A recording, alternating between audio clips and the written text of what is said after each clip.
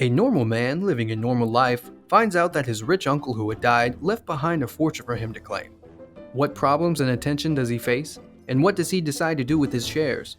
Guess we'll have to stick around to the end to see how the whole story unfolds. Hello and welcome to Comedy Recap. Today we will give you a recap of the film Mr. Deeds. Spoilers ahead, obviously. Without further ado, let's dive right into it. The movie starts with an old man, 82 years of age, agreeing to climb to the top of a snowy mountain. He freezes and dies when he reaches the top, where his frozen body is taken away and put in a place of respect. Benett, who works as a reporter, is told to fetch more information on the guy who froze and died. Later, we see some powerful men trying to locate the heir of the old man that froze to death. Arguments take place of locating the man until finally a paper is printed from the fax machine that states the location and name of the heir, which is Longfellow Deeds. The two guys from the group, Cedar and Cecil, arrive at the place where they thought Deeds was. They searched and they finally met with him. The guys told him about his uncle's death and then told him that he had left $40 billion for him.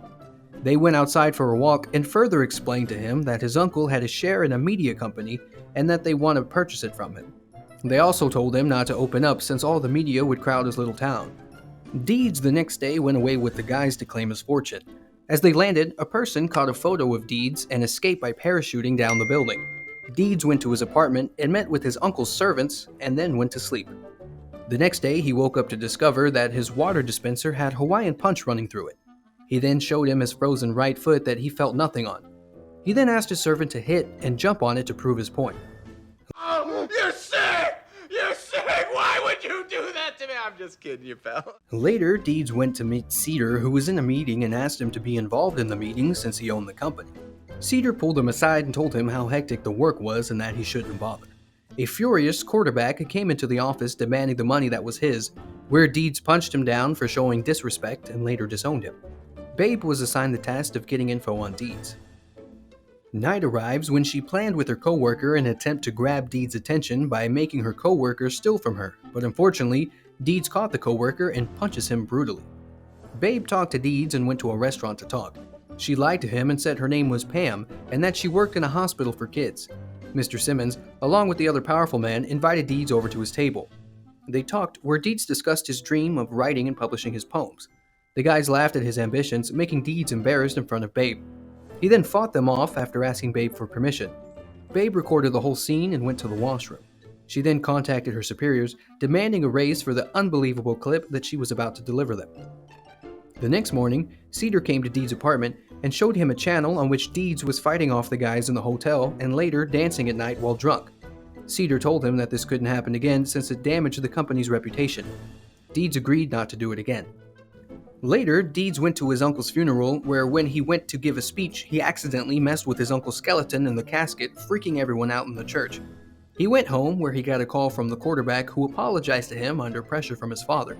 He got a call from Babe, who continued to lie to him about who she was. He went home and slid down his stairs, only to crash into a table. He then discovered a diary that his uncle had written and decided to give it a read. He later went with Babe at night for a bicycle ride and then sat with her. She told him how she wanted to be a reporter, and he comforted her by saying that he believed in her. A few moments later, they saw a fire had broken out in a nearby building. Fire rescuers are seen unable to get into the burning building, where Deeds heroically climbed the water pipe and rescued a lady and her cats from the burning building. Babe again sent footage to her superiors, but saw that they had edited it and had made Deeds look like an idiot even though he had saved lives. Babe got frustrated and left. Deeds later played tennis with Cedar, where he told him about the diary. He then told him that he didn't want to now sell his shares to him, which made Cedar worried. Cedar, as he was about to serve, saw a writing on the ball which said to meet in the shower. He went to the shower and met Babe's coworker, who told him about Babe not being Deeds' actual girlfriend and that she was a reporter. Deeds took Babe away in a plane to Iowa. Babe had lied to him about living in Iowa. Deeds took her to a pub and then to a house that matched Babe's description. They went inside after meeting with 3 children who led them inside. Babe lied again about the feeling of nostalgia about the fireplace and about her brother's room. A child seemed to have choked up on something, where Deeds told her to help him since she worked in a hospital. She proceeded to slap on his back to make him spit out whatever he was choking on. She then smashed his face on a wooden interior, which made the kid spit out the object while also breaking a tooth. They then went back to Babe's apartment, where Deeds gave her a letter with his poem written on it. Babe read it and got emotional and then kissed him. Woo!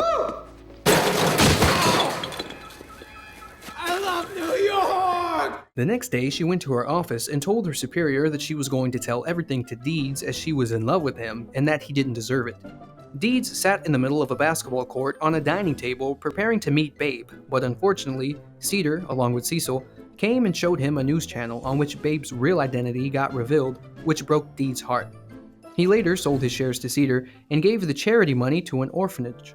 He then went back to his home state.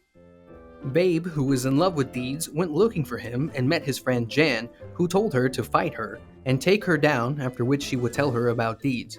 They fought, and Babe escaped to find Deeds but fell into the icy lake. He jumped in and rescued her. She expressed her love for him, but he denied loving her since he didn't know the real her. Babe went back to a bar drinking and depressed at the choices she had made. Later, Cedar is in an event where he is congratulating and celebrating the shares that he and the rest got. Deeds entered the room, buying 1% of the shares from a guy and proceeding to give a speech.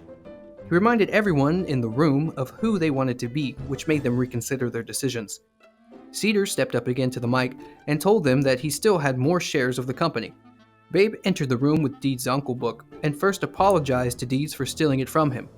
Later, she approached the mic and then told everyone that the diary had the information that said that Deeds' uncle had a relationship with his Spanish maid, and then had a son, Emilio, who was the servant of Deeds. She then told everyone that Emilio was the rightful owner of the shares. Emilio later stepped up and fired Cedar right away from the company, along with some other corporate people. He then appreciated Deeds' kindness towards him and gave him $1 billion. Deeds and Babe went back to his old state, where they worked in the restaurant and lived a happy and normal life, while also managing to buy everyone sports cars. Make sure to subscribe and turn on notifications so you can watch more videos like this. Thanks for watching.